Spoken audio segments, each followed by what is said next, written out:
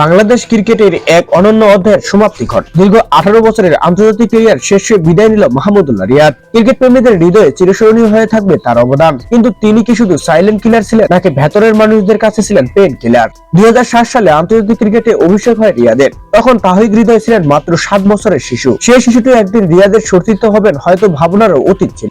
আর সেই হৃদয় ফাঁস করলো এক চমকপ্রদ তথ্য। রিয়াদ ছিলেন তাদের কাছে পেন কিলার। হৃদয় স্মৃতিচারণ করে জানান, ছোটবেলা টেলিভিশনের পর্দায় রিয়াদের দুর্দান্ত পারফর্ম দেখে তিনি মুগ্ধ হতেন। তার মতে অনেক ম্যাচে মাহমুদুল্লাহ রিয়াদ শেষ মুহূর্তে দলকে শেষ স্বস্তি এনে দিয়েছেন। সে কারণে বন্ধু মহলে তাকে পেন কিলার বলা হতো। হৃদয় তার আবেগঘন বার্তায় লেখেন, ছোটবেলা টিভির সামনে বসে দেখা প্রত্যেকটা ব্রিলিয়ান্ট মুহূর্তের জন্য ধন্যবাদ মাহমুদুল্লাহ রিয়াদ ভাইকে। সবাই আপনাকে সাইলেন্ট কিলার ডাকলেও আমাদের বন্ধু মহলে আপনার নাম ছিল পেন কিলার। এমন অনেক ম্যাচ আছে যেগুলোর শেষ মুহূর্তে রিলিফ আপনার থেকে উপহার পেয়েছি। আমার দোয়ায় থাকবেন আপনি, যেমনটি সব সময় ছিলেন।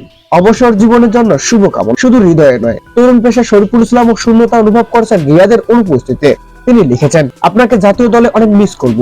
আপনার পরবর্তী জীবনের জন্য শুভকামনা। মাহমুদুল্লাহ রিয়াদ তার ক্যারিয়ারের শেষ ম্যাচটি খেলেছেন 24 ফেব্রুয়ারি নিউজিল্যান্ডের বিপক্ষে আইসিসি চ্যাম্পিয়ন ট্রফির ম্যাচে। যদিও মাত্র 4 রানে থেমে যায় তার ইনিংস, তবে তার অবদান কখনোই সংখ্যায় পরিমাপ করা যাবে না। বাংলাদেশ ক্রিকেট ইতিহাসে তিনি চিরস্মরণীয় হয়ে থাকবেন, এতে নেই কোনো সন্দেহ। তাহলে আপনার চোখে মাহমুদুল্লাহ কে ছিলেন, সাইলেন্ট কিলার নাকি পেন কিলার? আপনার মূল্যবান মন্তব্যটি আমাদের ভিডিওর কমেন্ট বক্সে জানাতে ভুলবেন না।